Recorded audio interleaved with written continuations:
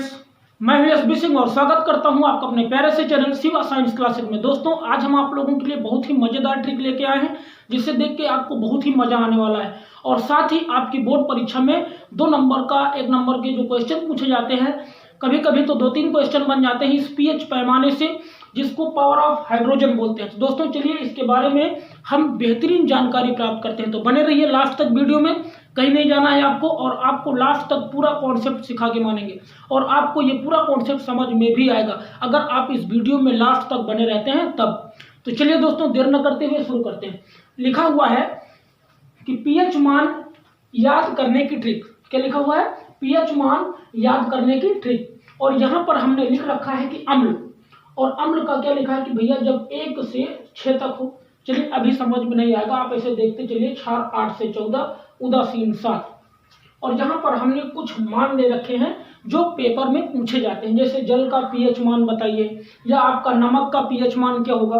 तो अगर आप ये 10 से 11 याद कर लिए ना, तो 100% फिक्स है कि आपके पेपर में इसी में से कोई ना कोई एक आ जाएगा और आपका नंबर पक्का हो जाएगा। तो दोस्तों चलिए इसको हम बहुत ही मजेदार तरीके से सीखेंगे। सबसे पहले हम सीख लेते हैं कि पीएच मान क्या है या पीएच पैमाना क्या है। तो दोस्तों जो पीएच है इसको बोलते हैं पावर ऑफ हाइड्रोजन। क्या बोलते हैं? Power of hydrogen. Power of क्या बोलते हैं? पावर ऑफ हाइड्रोजन बोलते हैं। और इसकी खोज किसने की थी भैया? एक वैज्ञानिक थे जिनका नाम था सोरेनसन।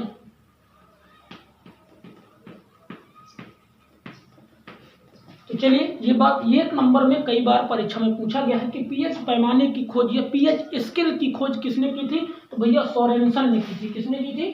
सोरेनसन ने की थी। और इसको पीएच वैल्यू या पीएच मान या पीएच पैमाने के नाम से जाना जाता है। तो पावर ऑफ हाइड्रोजन होता है। तो यही आपके पेपर में पूछा जाता है। देखो यहाँ पर हमने लिख रखा है, एक आपको स्केल बना के दिखाते हैं।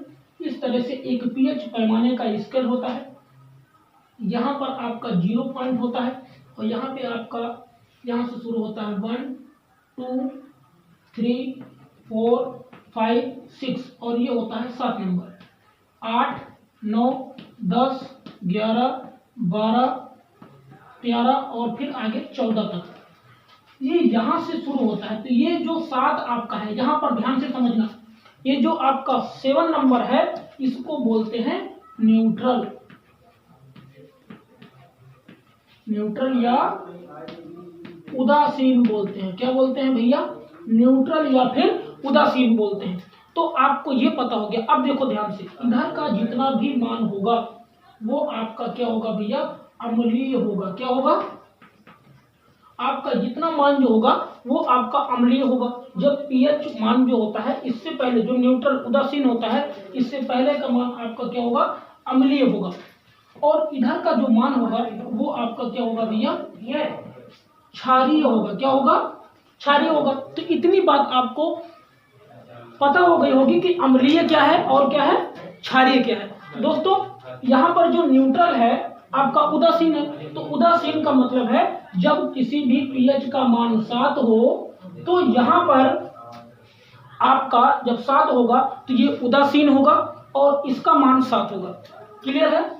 जब किसी भी पीएच का मान 7 आ जाए तो वह जो मान होगा वो क्या होगा? उदासीन होगा। क्या होगा? उदासीन। और उसके बाद अम्लीय होगा 1 से 6 तक। 1 से 6 तक क्या होगा भैया? अम्लीय होगा। और 8 से 11 के बीच, मतलब 14 के बीच में आपका क्या होगा? क्षारीय होगा। चलिए दोस्तों, थोड़ा डिस्टर्बेंस था, अब सही हो गया है। अब ध्यान से समझिए। तो इतनी बात आपको पता हो गई कि पीएच पैमाने की खोज किसने की? सोरेनसन ने। पीएच को पावर ऑफ हाइड्रोजन बोलते हैं। और यहाँ पर हमने एक स्केल बना दी है और हमने बताया है कि जब किसी भी जल हो, चाहे नमक हो, चाहे आंसू हो, चाहे लार हो, अगर पूछे 1 से 6 तक कोई पीएच मान आता है तो वह अम्लीय होगा। कैसा होगा? अम्लीय प्रकृति का होगा।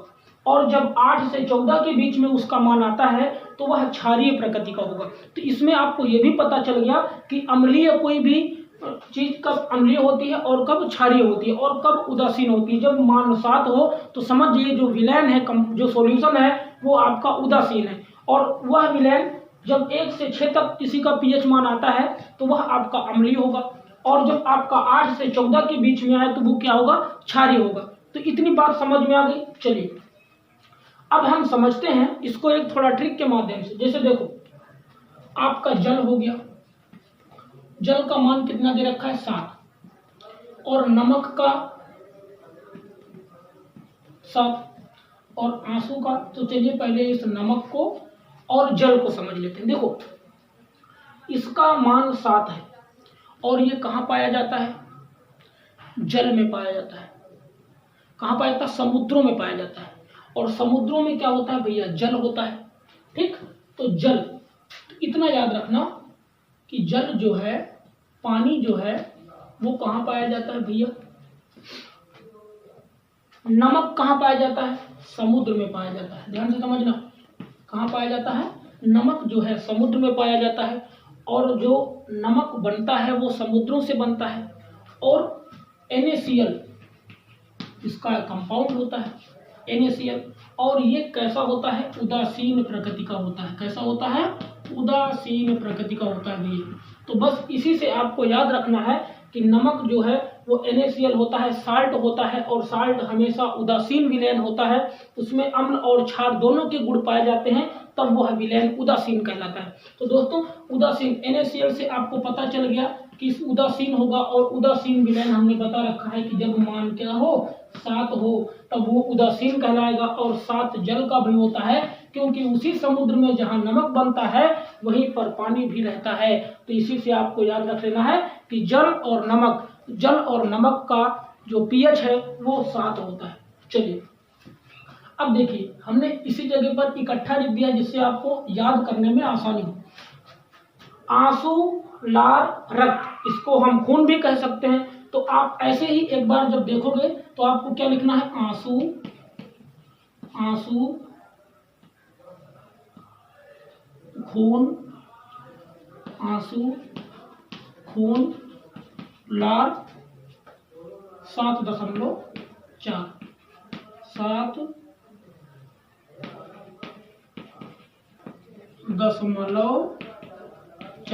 2-3 बार रिपीट करिए, आंसू, खून, लार 7.4। देखो यहाँ पर लार, यहाँ पर 4, यहाँ पर लार, यहाँ पर 4। आप एक बार रिपीट करिए, आपको अच्छे से याद होगा।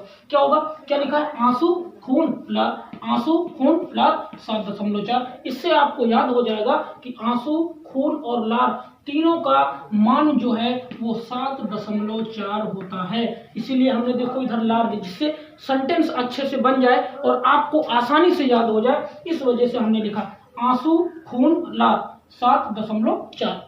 दोस्तों आगे हो गया समझ में। तो आपको आंसू, लार और ये रक्त को खून भी बोलते हैं, आपको जनरली पता होगा, तो सिंपल सी बात है।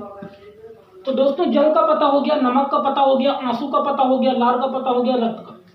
चलिए दूध का देखते हैं। दूध और मूत्र, इसको इंग्लिश में यूरिन बोलते हैं। क्या बोलते हैं, यूरिन बोलते हैं। तो दूध का सिंपली आपको 6.6 और मूत्र का आपको 6 रख लेना। 6 से आपको, जैसे दूध है, दूध पीने से फिर एनर्जी आती है, और एनर्जी से फिर हम मैच खेलते हैं तो छक्का मारते हैं। ये यहाँ पर ये याद कर लेना कि जब हम मैच खेलते हैं तो जब दूध पी के जाते हैं, एनर्जी होती है, एनर्जी में भरपूर ताकत होती है, और भरपूर ताकत के साथ हम छक्का मारते हैं।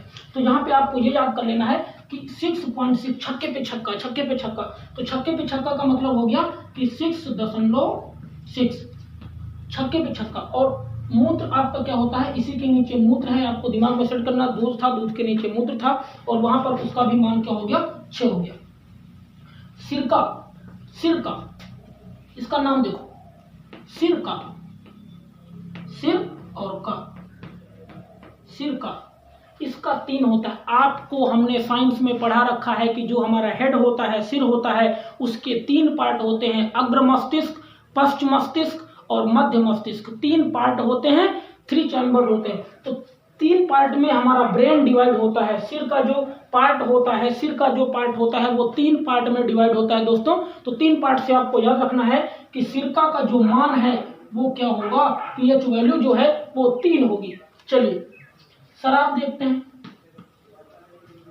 इसका पीएच वैल्यू क्या है भैया, 2.8। क्या है, 2.8, 2.8 शराब का हो गया।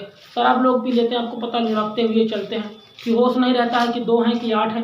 2 बजे हैं कि 8 बजे, कुछ भी होश नहीं रहता, इतना दिमाग में रखना। 2 बजे है या 8 बजे है, कुछ भी होश नहीं रहता है शराब पीने के बाद। चाहे जहाँ पड़े रहें, कौन उठा के लाया, किसने मारा, कुछ भी पता नहीं होता। तो शराब पीने वाला का ये होता है कि उसकी जेब में 2 रुपये पड़े हैं या फिर 8 रुपये पड़े हैं, कुछ भी याद नहीं रहता है। चलो, तो ये आपको शराब का याद हो गया। अब लास्ट बचता है आपका नींबू।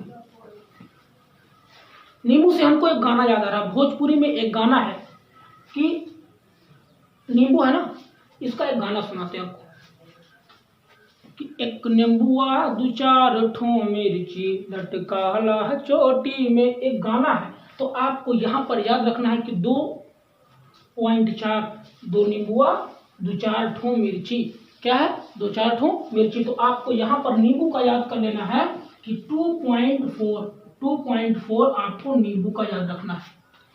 2 नींबू 4 मिर्ची, 2 नींबू 4 मिर्ची, 2 नींबुआ 2-4 ठो मिर्ची। ठीक, ये भोजपुरी में है। मजा आया होगा आपको। तो कैसा लगा आज का हमारा ये आपका वीडियो, और आपके लिए हम बहुत ही बेहतरीन ढंग से, अगर आपको समझ में नहीं आता है तो हमारी तो कोशिश 100% रहती है कि आपको अच्छे से समझाएं। और दोस्तों वादा करते हैं, अगर आपने ये टोटल याद कर लिया ना तो 100% आपकी परीक्षा में अंक ये पीएच वैल्यू से नहीं छूटेगा। ज़्यादातर खोज पूछता है अम्लीय या क्षारीय पूछता है, तो ये भी हमने बता दिया है कि कब विलयन अम्लीय होगा और कब क्षारीय होगा और कब उदासीन होगा। तो कैसा लगा हमारा आज का ये वीडियो दोस्तों, कमेंट करके जरूर बताएं। तब तक के लिए धन्यवाद, मिलते हैं नेक्स्ट वीडियो।